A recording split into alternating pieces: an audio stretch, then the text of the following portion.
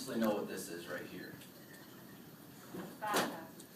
It's alcohol, right? I mean, everybody can tell instantly that it's alcohol, even with a brown paper bag over it. Now, despite the fact that everybody here knows that there's alcohol in here, do you find it weird that we all have to carry around a paper bag for it? It's kind of weird, right? Now, before you freak out, there's no alcohol in here. It's just a really bad, cheap drink, grape lemonade. A long time ago, police districts had themselves a dilemma of epic proportion. You see, city councils all across the nation were signing off on these laws that were saying that you can no longer drink any type of alcohol in any public spaces, including the streets and all the street corners.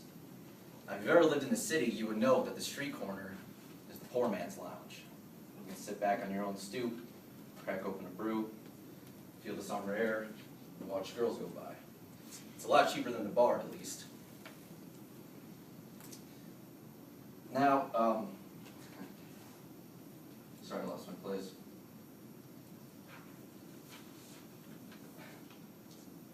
Yet, the law will always be the law, and always has been the law. So, when the police were seeing this activity, I mean, what could they do about it? If they just let it go or whatever, they'd be open to all kinds of disrespect and flaunting.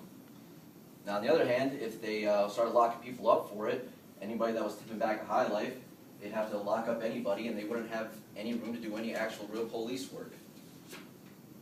Now, one day, one man, or should I say, one genius, walked out to the liquor store one day, got one of these, and did this. And just like that, a great civic compromise was made. And with that civic compromise, people could drink their own drink in peace, and the cops can go out and do real police work, not have to worry about arresting everybody just for trying to feel a little tipsy on a Saturday evening. So, despite this compromise, you think one of these councilmen would see this kind of hypocritical law, this contradicting law, and say something needs to be done about it, maybe need to repeal it. But the compromise was made. There was no need to do anything further with it. There was a nice social equilibrium that was made that had everybody on even ground. So, it seems like the system works, right? But that was only one law. Imagine all the other laws that don't have a paper bag for it. Now, there are countless stories of people just falling between the cracks, from laws with absolutely just zero discretion, from state and federal departments you've probably never even heard of. And to put it simply, there are just too many laws and regulations out there. Harvey Silverglade's 2011 book, 3 Felonies a Day, states that every U.S. citizen will commit a felony in their life, sometimes even multiple felonies a day. That's kind of scary to think about, really. I mean, you know my history. I mean, I'm no stranger to the law. You know the history between me and my brother. But what you didn't know is that my dad was actually president of our local 1792 union and a chairman of the Rockford Housing Authority. And I would always hear stories from him about the state and federal government just fighting with him tooth and nail about what next project he needs to get done. So if he was here with me today, I think he would definitely agree that there are just way too many laws and regulations out there.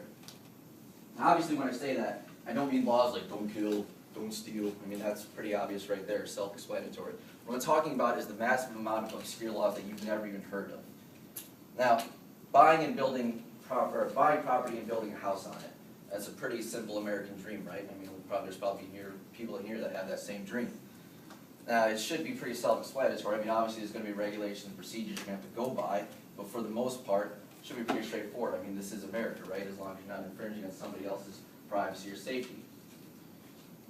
Well, there's a Washington Post article written by Robert Barnes in 2012 that tells a really fascinating story about what happens when the little guy goes against Big Brother.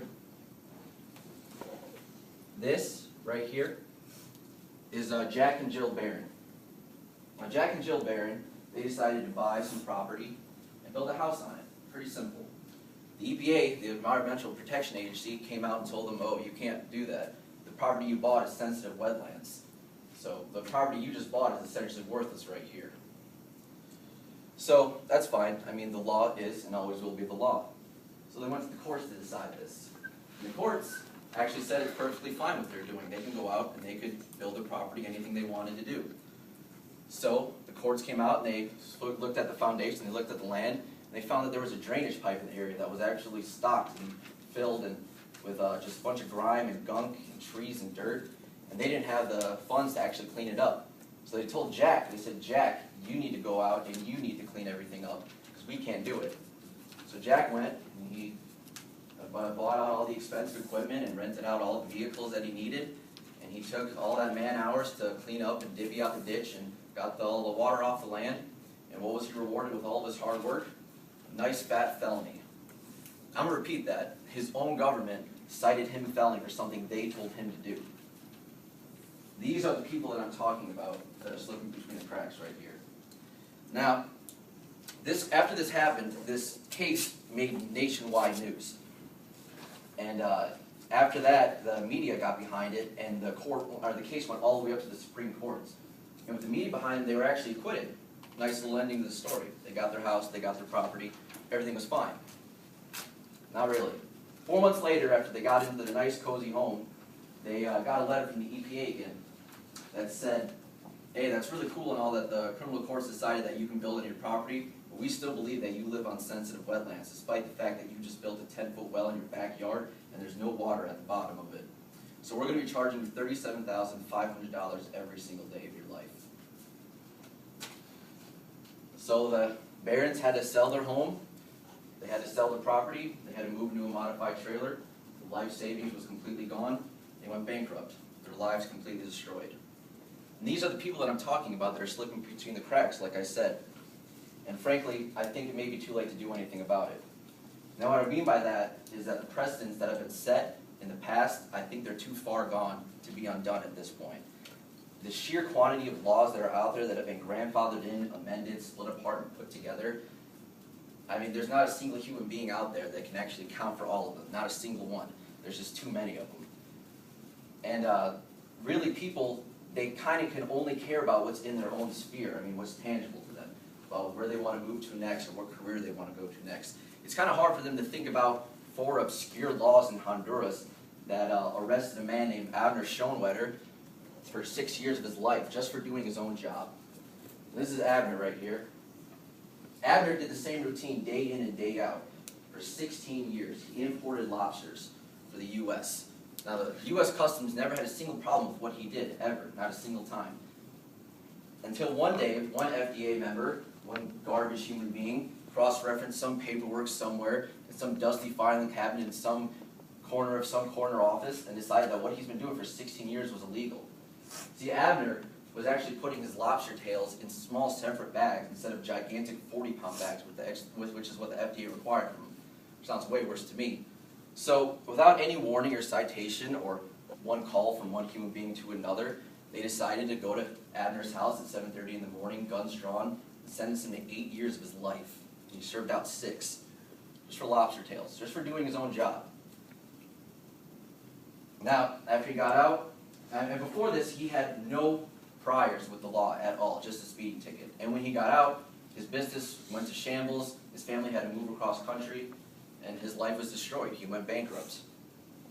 You see, when politicians and lobbyists, when they rack up their conviction rates for big press statements, they don't think about the precedents that they're setting for future generations. What we do in this life echoes through eternity. And yes, that is a gladiator quote, but I think it's pretty apt for this. And the law is not a surgical, precise knife. It's actually just a gigantic, ugly, giant club that demolishes anything in its path. Yet our democracy is one of America's bullet point reasons for why it's so great. When American culture first started taking off, I mean, we advertised to the world that if you have a dream and you came to this country, you could do whatever you want pretty much. But with today, I just don't think that's the case at all. You see, according to the Consumer Affairs Department of New York City of 2013, written by the New York City Council themselves, you need months of paperwork, a truckload of permits, and hundreds of dollars just to put a lemonade stand on your own property. But, I mean, so what, right? Just go out and put the lemonade stand out on your home. No, it's not like, police are going to be coming around and knocking over lemonade stands, right? No. Even that happens.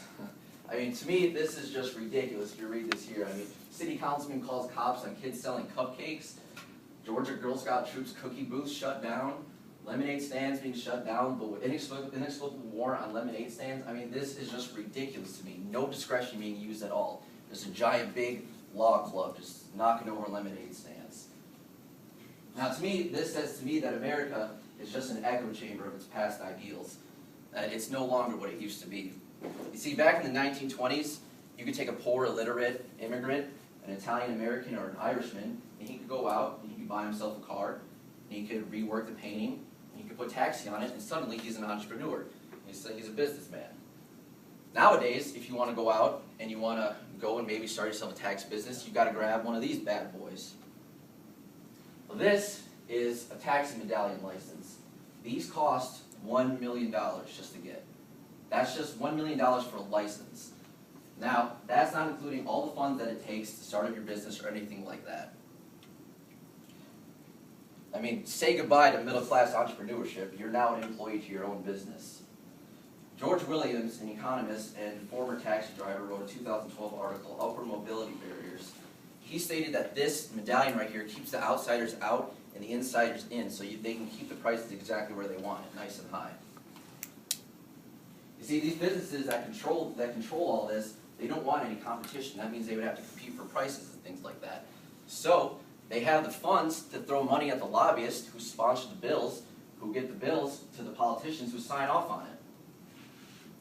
Now this right here, this is a man named John Ray. John Ray is a DC lobbyist and another garbage human being. John Ray gets paid $770 an hour. An hour. Can you even imagine that? I mean, I definitely wouldn't be here if I was making $770 an hour.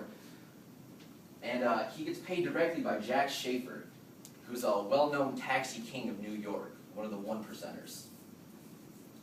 So John Ray is actually the person to successfully get the taxi bill, the taxi medallion, into office. He successfully lobbied it, and he got it in office. And when this happened, hundreds and hundreds of people, hundreds of taxi drivers were just absolutely outraged by this and are still protesting over it to this day. Suddenly, just because of this one law, the little man was squeezed out to the outsides. And he couldn't do anything about it. You see, I mean, do you see what I'm talking about now when people are slipping between the cracks? I mean, how could anybody account for this? How could anybody have seen this coming? A well-regulated taxi system, that sounds ideal. That sounds like the future, right? Sounds like something that everybody would want. But the problem is the people behind this bill, they have no civic goal in mind. The only thing they care about is personal and financial gain, really, and what it can do for their political careers. And whenever that happens, whenever a person in authority does that, the little man will always suffer for it. These stories I've told you today, they're just a microcosm of the state of America it's in. The list goes on and on and on and on. Anecdotes and stories that I just don't have enough time to even tell you. I know I'm over my time right now, even. And anybody in here could have easily been one of these people that I'm talking about today.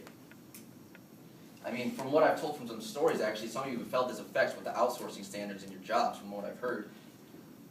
And simply put, there are just too many laws and regulations and not enough paper bags for the little guy to feel his own freedom.